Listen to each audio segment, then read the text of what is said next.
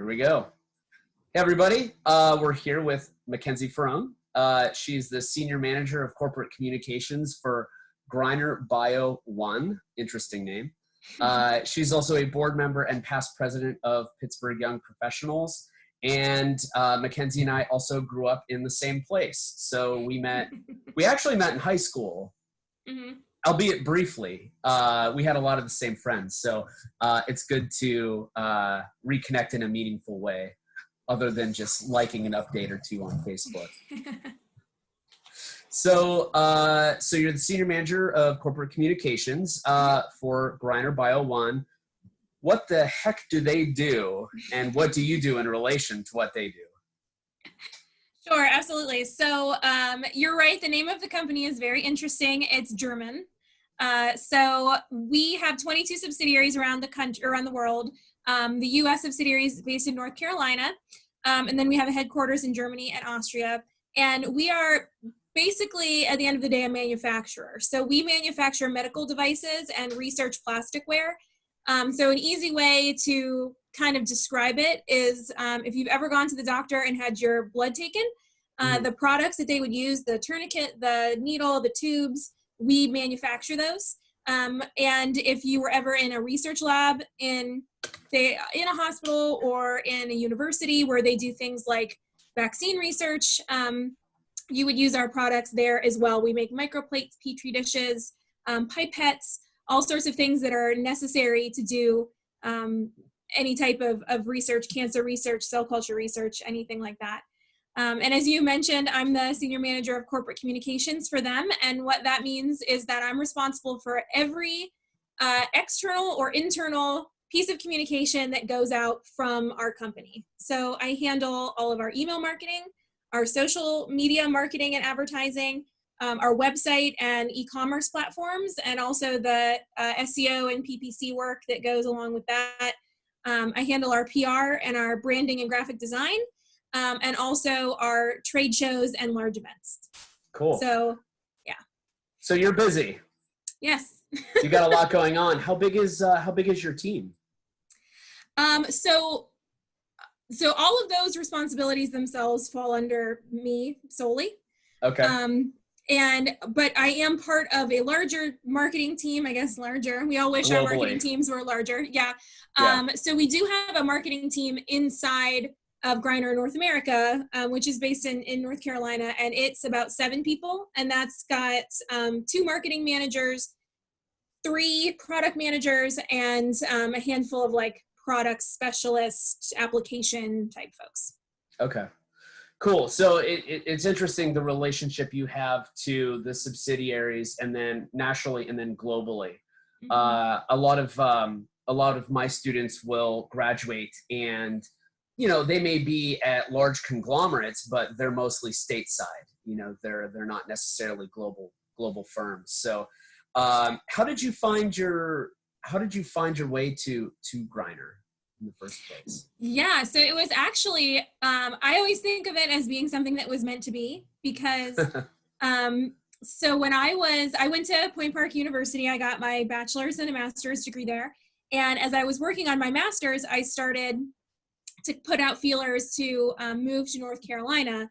My husband now, boyfriend at the time, lived down there and was working, and after I graduated I was going to move down there to be with him. So I was job hunting in the North Carolina area, and I had set up my first LinkedIn profile and my first resume, and was trying to break in anywhere that I could, and actually the company approached me. So they found me on LinkedIn through my profile. The now president and CEO of the company at the time, he was just responsible for one business segment, but he reached out and I got the opportunity to apply, and I had to put a project together for them about a marketing plan, and interviewed about 3 or 4 times and ended up getting the position. And it was wonderful. It was my dream job. It was international travel and being in marketing, which is what I wanted to do. And it was very stressful at the time because it was my last semester of my master's degree. They needed me to start by May 1st, and I wasn't supposed to graduate until mid-May. So I had to petition all of my professors, I'm sure you know who was the acting dean at the time, Dr. Cranu. Mm-hmm. So I had to petition him to let me graduate early to be able to take the job. And he agreed, but it meant that I had to take 5 finals in 2 days. Oh, dear God. Yep, I took two. Man. I took 2 one day. I took on a Thursday. I took 3 the next day on Friday. And Saturday morning, I drove down to North Carolina, and I started my job on Monday. Wow, that's insane. Mm-hmm. Well, Yeah, it clearly all paid off. It did. It was a good choice. It was definitely a good choice. And, it's interesting because I look back now and think to myself, like, oh my gosh, how did I ever do that? But, I think when you're 22 is the perfect time because you don't understand really what you're like, really getting yourself into. So you're just, doing what you have to do. So you've been with the company since you graduated with your master's then? Correct. Wow. So how many years has that been? 8, I believe. 8 years. Okay. Wow. That's fantastic. So you've got some permanence with them, the brand inside out. Plus with them being a global company, you can eventually climb up the ladder and, things like that. Did you have an interest in medical manufacturing in the first place, or just, like you said, kind of was fated? Yeah, I didn't really have any experience in manufacturing, didn't know anything about medical devices, really had to learn a lot of it. There was a really big learning curve because a lot of it is very technical, especially when you get into the research side of things. You're talking about, I write a lot of copy and a lot of content, and, you're talking about taking maybe a 50-page white paper or research paper and trying to boil it down into a usable piece of content for something like social media. Right. And so, and you have to know what to pick and what to choose. And it took me quite a bit of time to get up to that point, but I would say I'm there now. I started, when I started, I was hired as a marketing manager for one business segment. We have 3 for one big business segment. And then over the course of my career there, I've been promoted 3 times to be where I am now. So now the position that I hold is on the senior management team and the commercial operations team. And I answer directly to the CEO. So hopefully the next step will be exactly what you mentioned, which is to, maybe be at the headquarters or to, CMO, whatever that happens to be offered, hopefully. So you were down in the Carolinas. What brought you back to Pittsburgh? So about 3 years ago, my husband and I had a conversation about whether or not we were ready to start a family. And we kind of made a timeline for when we thought that was right for us. And we realized that in Charlotte, where we were, we had some really great friends, but we didn't really have the support system that we felt like we would need if we were going to start a family. And in Pittsburgh, we did. We have more family. We have more long-term friends. I have parents who are very close to retirement age that can help with childcare, all of that. So, and my husband's family is also from Pittsburgh. So that's, we both have a lot of ties here. And his family, some of them, like his siblings, are thinking about moving back here as well. So I think it was a really great move for us. We both love the city. We would come up 5 to 10 times a year to see people and to visit. And it just feels like this is where we were meant to be. Right. Well, I can attest to Pittsburgh being a great place to raise a family. So you made a great choice there. So did they have, does Greiner have a Pittsburgh chapter then, or you just work remotely with the North Carolina one? Yeah, I just work remotely. So I have a home office in my house. Nice. Dedicated office space here. And I've done that since we moved. And it's been great. It's been really interesting to see the difference between working out of the office for 5 years and then working remotely, and to kind of get the good and the bad of both. Right. But it is good, at least if we can say there's an upside to this COVID-19 situation. It wasn't really much of a shift for me to start working from home because I was already there. So. Right. Yeah, that was kind of serendipity in that respect. I haven't had a hard transition either because I do a lot of work from home as well. And I'm finding that at least in the marketing industry, there are more and more people working remotely. You can do our type of work practically anywhere, which is great. You could be sitting on a beach and doing it. Not that I'd recommend that, but Yeah. So with your 8 years at Greiner, what are some like maybe one or two huge things that like spotlight sort of experiences that you had while there? Like anything that was, when you retire, you could say this happened, or, some highlights. Sure. Yeah. Yeah, there's been a few. I mean, when I thought about my career when I was in college and was thinking about what I wanted to do, one of the big criterion for me was that I wanted to be able to travel. Like you said, we're from Warren, Pennsylvania, where the closest airport is 3 hours away. And, so I didn't really go. I hadn't been anywhere. I'd barely been out of Pennsylvania. Right. I said, I know I want to travel the world, but I want to do it. What the travel I want to do, I probably won't be able to pay for myself. So let me get a job where I get to travel, and that'll take care of it. Yeah. So about a year into the job, I did get an invitation to come over and present what I had done as far as my marketing plan to the global managers. So I had an opportunity to fly over to Austria and sit in a room with, I think it was 15 or 16 at the time, because we didn't have all of our subsidiaries then, but 15 or 16 of the CEOs of all of the subsidiaries that we had around the world sitting at a table and looking at me and saying, okay, what you're doing is working. I want you to present to us what you've done so far in this marketing plan, and what are your results, and how do you think we can scale it up to other subsidiaries?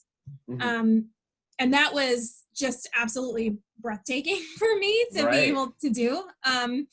It was nerve-wracking, and I think at the time I was like 24. So, you kind of have these thoughts of like, why are they asking me? Like, who am I? So, right.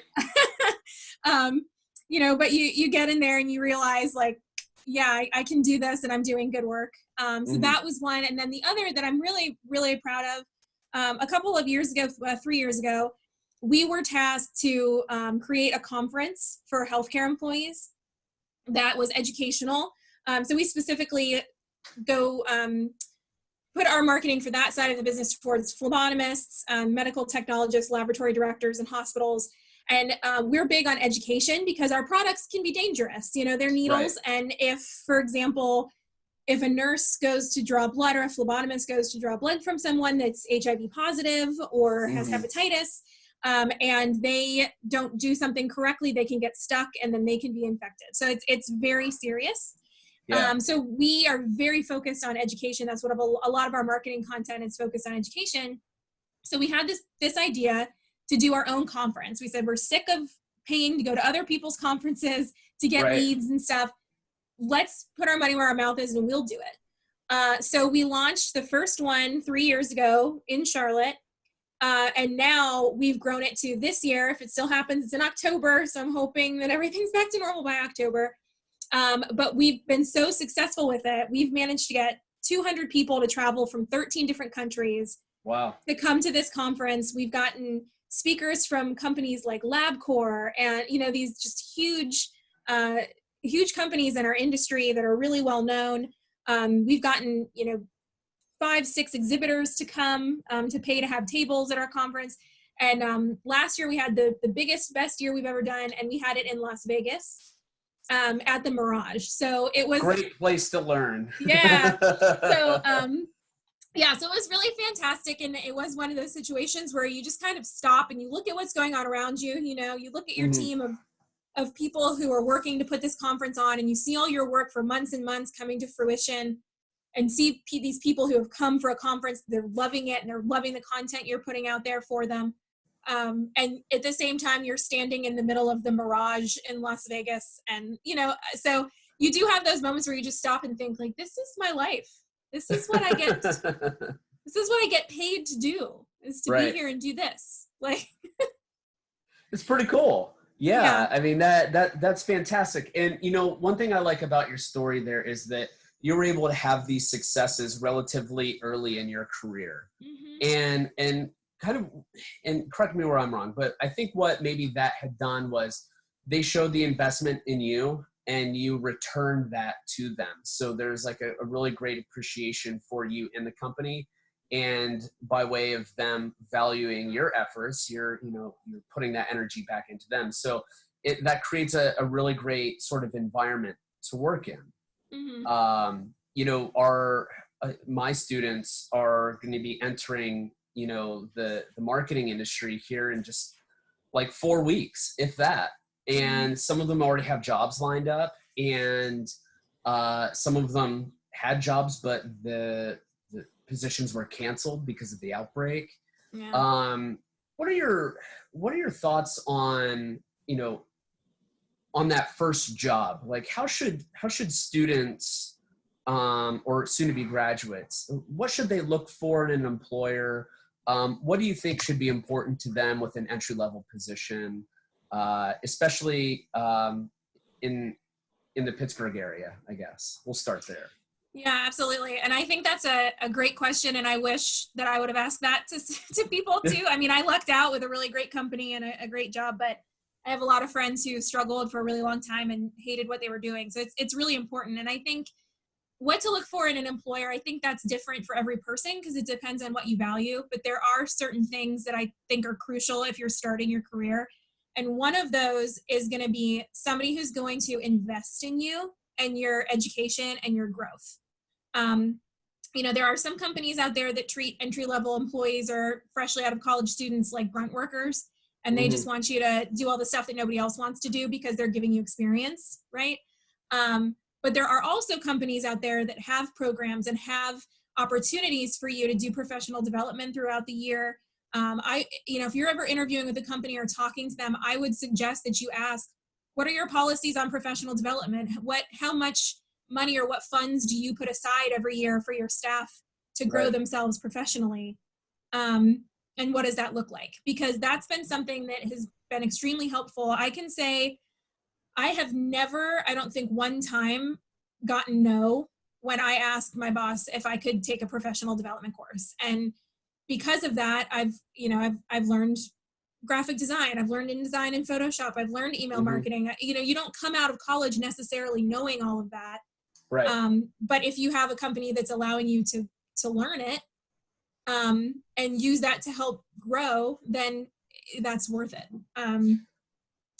And I think the other one for me, at least, was, and it's kind of hard, I guess I don't know how you would really know this up front, but I'm the type of person that likes to be given the freedom to make mistakes safely. Yes. Because when you're first starting out, you're going to make mistakes, and you're going to make a lot of them. People who are somewhat tenured in their positions, like you and I, even still make mistakes, and we have almost a decade behind us.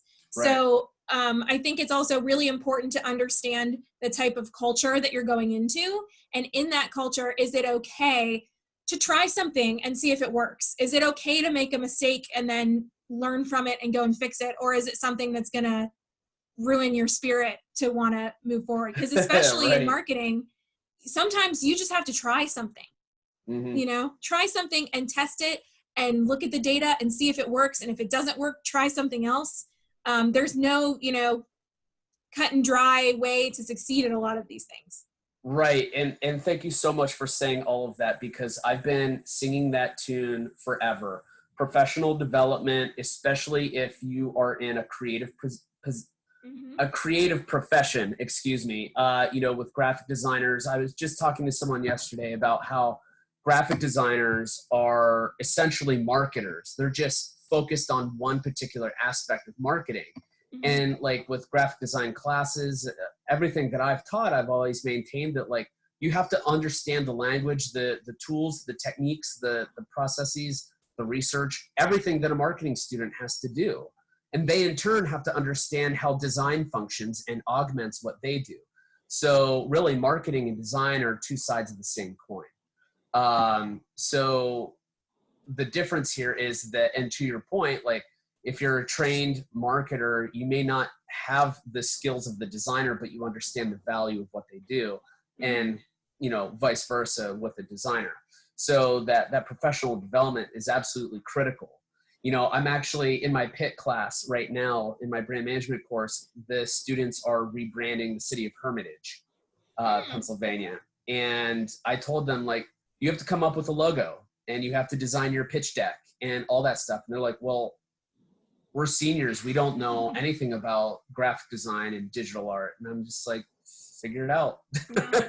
Figure it out. Right. You know, I'm sorry. Yeah. I can teach you everything I can, but eventually at some point you're just going to have to jump into it, make a bunch of errors and fail forward through it. Yeah. And I think too, this is a really great time for that because it's the golden age of information and technology.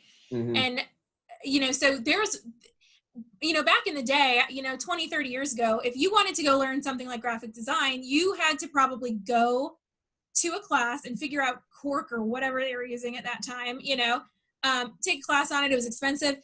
Now you could find a class online that you can take in your spare time for $50 that'll teach you how to design a logo or teach you graphic design.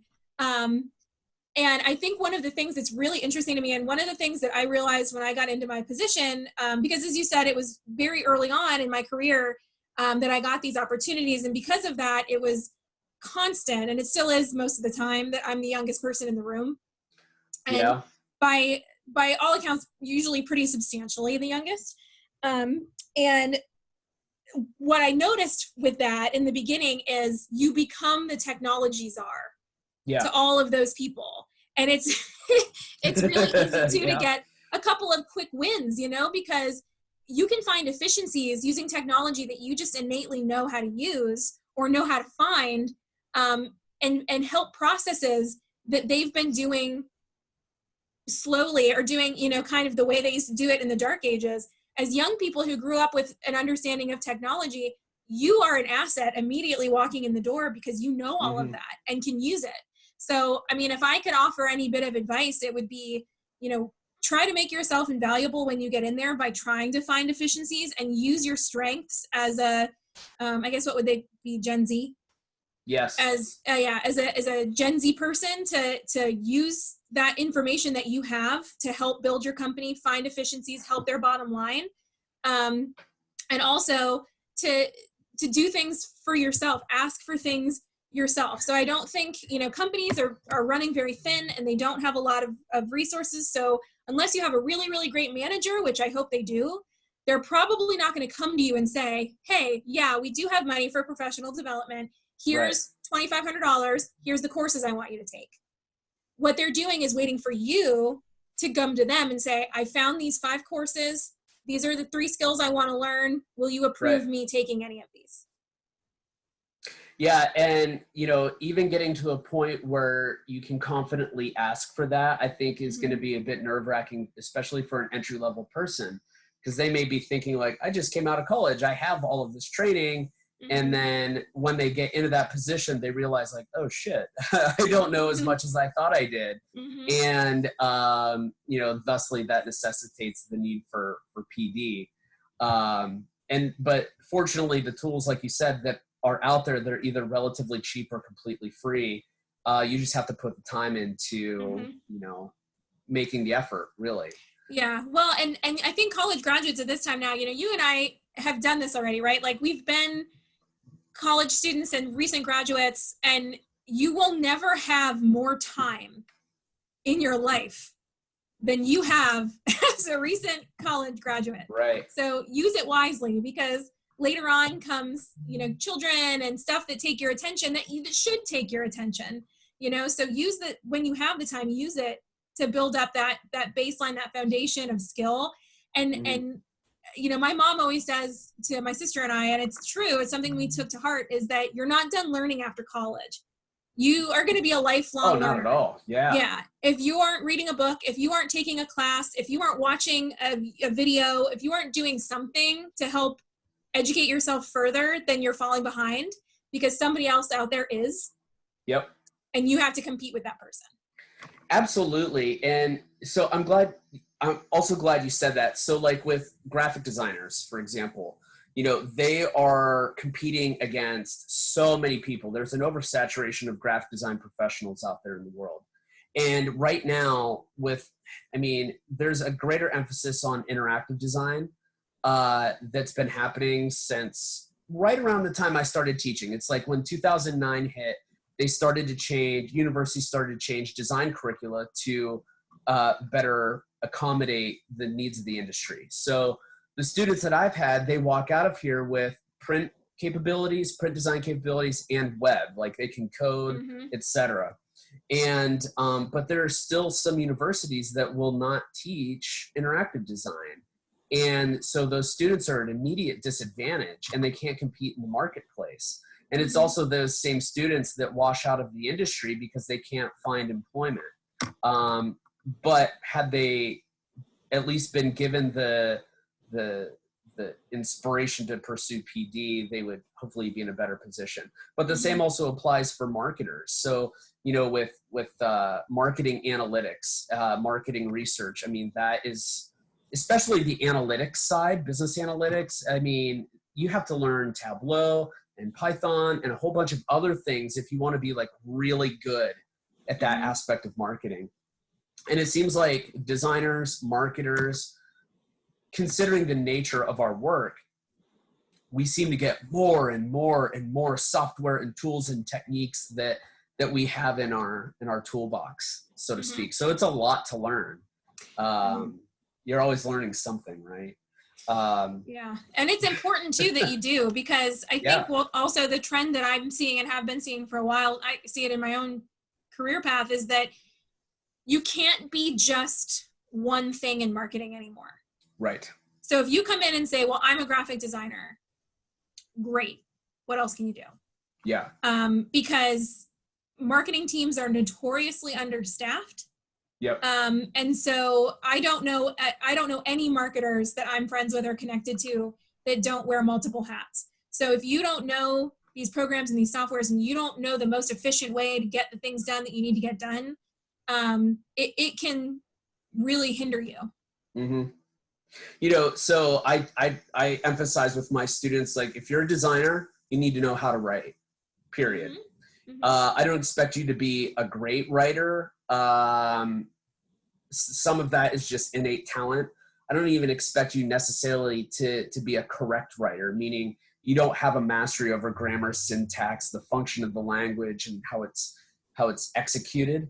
But you have to be able to articulate and be detailed and understand just as much as you speak. And that makes for a better sort of working relationship with all involved. So what are you learning right now? So right now I'm learning German. So yeah, the company offered some free licenses. Cool. Yeah. Well, so I learned Spanish a couple of years ago. Well, gosh, more than that, probably 5 years ago. Yeah. I don't practice it as much as I should, but I did learn to speak Spanish. Really enjoyed it. I really enjoyed learning a language. It's very fun. And then when I travel and I was able to go to Barcelona and Madrid and stuff, to be able to go and communicate, amazing. Like, there's no experience like that. To be able to go to another country and speak their language is just amazing. So when my company offered free licenses to some educational software to learn another language, I thought, well, okay, let me think about this career-wise. If I want to continue to move up in the company, one thing that would probably look really good would be fluency in German. Yes. So I started learning that about 6 months ago. I have an accountability partner that's one of my colleagues, and we talk every 2 weeks and set educational goals for ourselves and stuff. And it is slow moving because German is a very hard language, but I am getting there. Yeah. So I can say some things, and I'm really enjoying learning it too. So that's for the next year. That's probably my solid focus, is to try to learn that language to get to some amount of fluency. Awesome. That's fantastic. Yeah, you'd be trilingual. I mean, that's a fantastic, resource to have. I mean, not many people are even bilingual. I mean, I'm one language, but like I'm trying to teach, my wife and I are trying to teach our daughter some Spanish, even if it's basic cursory Spanish, numbers and the alphabet and colors and stuff like that. I took German. I took 3 years of German in high school, and I had a lot of fun with it. So yeah. See, and I took Spanish, and I feel like I graduated and barely knew. I knew like vocabulary, but I didn't really know much more than that. And so I ended up actually hiring like a private instructor that I met with once a week in Charlotte and learned from That's her. cool. Took me like 2 years. Wow. I So learned from her. let me ask you this, and maybe this is just out of my own personal curiosity, but when I was at YSU, I was really interested in, so Youngstown has an interesting Latino population, right? Most of the city's half white, half black, and there's a contingent of that is very Latino and Spanish speakers. And the university, there was a lot of those folks, and they're fantastic. And I had told them, like, some of them were faculty colleagues, and I told them, like, yeah, I'm trying to teach Amelia Spanish, and they're like, oh, and then they just started like yelling at me in Spanish. And I'm just like, okay, are we still on good terms? I don't know what you're saying. But they offered me some advice, and they gave me like just some basic lessons, I think, if only to entertain themselves with this, amateur over here. And I actually found myself being really sensitive to how I was speaking. Like I was so nervous that I actually didn't even want to repeat the things that they said, because I was afraid of like messing it up, and not saying something incorrect, but just like I felt like I was gonna slight them somehow just by saying something incorrectly. And I still haven't gotten over that. Yeah, I still get that. I really have to push myself to get into situations where I can practice, because my ear is not great. So I can read it very well. I can write it very well. I can speak it well. But, it's very nerve wracking when you go to somebody and you say, I speak Spanish, and then they start speaking to you in Spanish, and you're like, no idea what you just said. Like, no clue. And Spanish is hard too, because there's a lot of different dialects. It depends on where the person's from. That's right. Yeah. And there's a lot of, like, I've been told many times that when I speak it, I sound like a textbook, because I'm like grammatically perfect, and, Sure. Yeah. But most Spanish speakers don't speak like that, in the same way that we don't speak English that way. They've got turns of phrase, and they shorten words, and, and so it's very difficult for me. What I find is that if it's an American speaking Spanish to me, I can understand them, no problem. If it's a native Spanish speaker speaking Spanish to me, I get like every fourth word. See, and so maybe that was my concern, because these people were born with the language. Like, they're from, Mexico or Spain, and I was just like, yeah, I can't. I think if I were learning Spanish from an American that had to also learn it, and they weren't born with the language, I might be a bit more comfortable. And it's nice when you go over to the country that speaks that language, because then it's the same thing. Like, if somebody comes over to the US and they try to speak English with you, you appreciate that they're trying to speak English, because you may not speak their language, right? So even if it's choppy or if it's wrong, usually you can understand them and you'll help them out, and there's no malice or bad feeling about that. It's the same thing when you go over there. Like, anytime I've gone over to Spain, I always try to speak Spanish as much as I can. And most of the time people are like, surprisingly, they'll say, oh, your Spanish pretty good. Like, are you sure you're from the US? Because your Spanish is pretty good. It's not bad, yeah. Yeah, we actually had my husband and I were in Spain, in Madrid one summer, and we were having lunch, and my husband's a big soccer fan, and there was a soccer game on. So we were in a restaurant having lunch, and one of the waiters came over, and I ordered in Spanish. My husband speaks it a little bit too, so he ordered in kind of broken Spanish. And then I asked him if he could turn on the soccer games. Yeah. So they come back like 10 minutes later, and it's our waiter and two people from the kitchen. And we're like, oh, what's going on here? And he looks at me and he goes, where are you from? They're talking about you in the kitchen. Yeah. And I answered him. I said, oh, we're from the United States. And they all just started cracking up.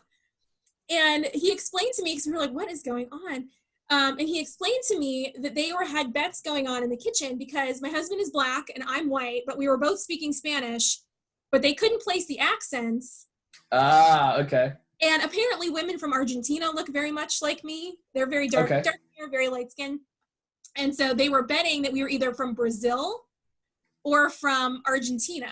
But it never crossed their mind that we were from the United States. That's funny. That's really funny. He was like, people from the United States don't ever speak anything but English. Yeah, makes sense. And so, so have you, switching gears on languages there, how have you been working with German? Have any difficulties with that or? It's very hard. Yeah. In the same way with Spanish, the Spanish has sounds in it that English doesn't have. It has like the rolled R, it has the N sound or the N sound. And so if I speak it for a long time, like if I'm in a meetup and I'm speaking for like an hour or so, I'll leave and my jaw will literally be like tired because it's making Right. sounds it doesn't normally and shapes it doesn't normally do. German is the exact same way, but like tenfold. And a lot of the sounds are in the back of your throat. There's a lot of like sounds. Right. And I am horrible. Yeah, like and like it's really rough. Like I think my pronunciation, I'm proud of my Spanish pronunciation. I've been mistaken as a native speaker a couple of times because of my accent. I do not think I'll get there with German.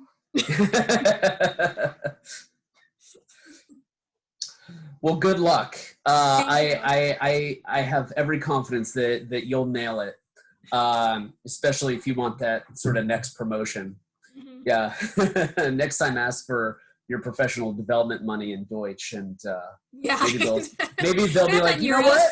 We'll give you double. We'll give you double. Yeah. I'll take my bonus in euros if it's more. Sure. There you go. Yeah. So we're getting towards the end of our time. I want to cover a few more things. So you're involved. You're a board member and the past president of the Pittsburgh Young Professionals group. Yes. I think I was actually a member of that, like the year I came out of college, like maybe 2007, and I had a good experience with it. I didn't stick with it. I know, shame on me. But can you talk about like why it's important to join those types of groups, especially after you graduate? And what kind of value you got out of it? Absolutely. They're crucial, especially in marketing in Pittsburgh, because it's a very tight-knit group of people.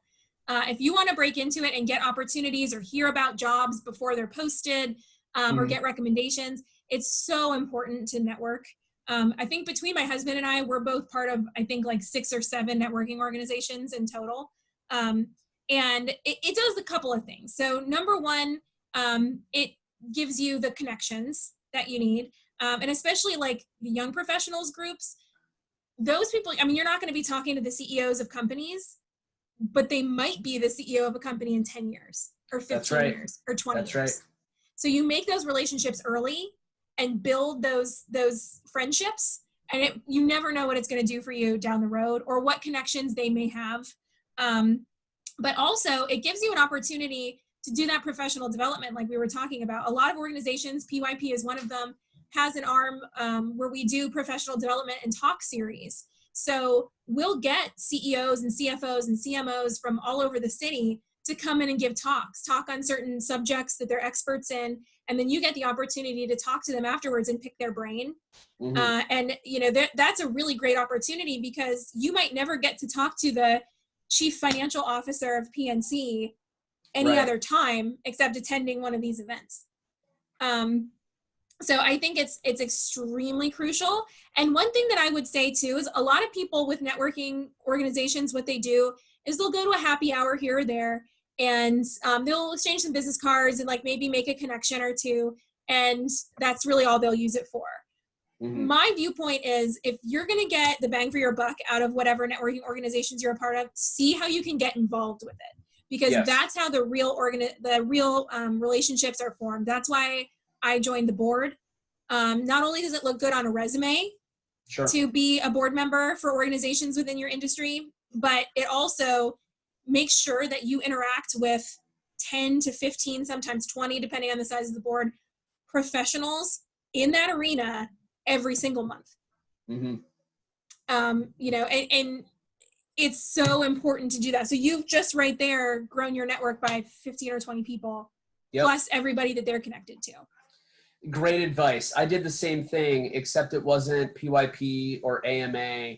It was AIGA. I actually became I was leading our student group at Cal U, and then I migrated straight to the board. you know, Mhm. so I was like a part of their junior board as a 22-year-old, which was Mhm. awesome. And, you know, I mean, for God's sakes, like I got my job at my adjunct job at Point Park because I was on the board as the same time as a person that I teach with down there now. Mhm. And he wasn't at Point Park at the time. He was at Robert Morris. So it's just like, it just goes to show you that a lot of these people decades later, it possibly, you know, can follow through for you. It's really great. Yeah, So, absolutely. yeah. So any parting advice for graduating seniors in marketing and design, anything that you would tell them that maybe you haven't already said, but you wanted to hear yourself when you were graduating? Yeah, I think one of the things that served me really well was just to raise your hand. You know, when when an opportunity comes up to jump on a project, even if it's not a project that you necessarily think is in your wheelhouse, or to join a committee or something at work. You know, it's not just enough to be good at what you do. You also have to be a fellow employee. And Mm-hmm. at some point in your career, you'll be a mentor to other people. So it's important to get involved in any way that you can, make a good impression on every single person that you can at that company, not just necessarily the people that you work for, because like we were just talking about, you never know who's going to be able to help you down the line. Right. You know, I can't tell you the number of times that I've taken on, you know, responsibilities maybe that weren't necessarily part of my job, but they were looking for somebody to do it, or I thought it was a good idea. So Mm-hmm. I like, I'll support this. I'll take some extra time to support it because I think it's a good idea. And doing that, having that result in somebody somewhere else in my company emailing my boss and saying, you know, hey, I just wanted to tell you, Mackenzie took this on and we really appreciate what she's doing. She did a great job, blah, blah, blah, blah, blah. You know, Mm-hmm. so it indirectly helps you look like a leader and look like a loyal employee and somebody who's going above and beyond.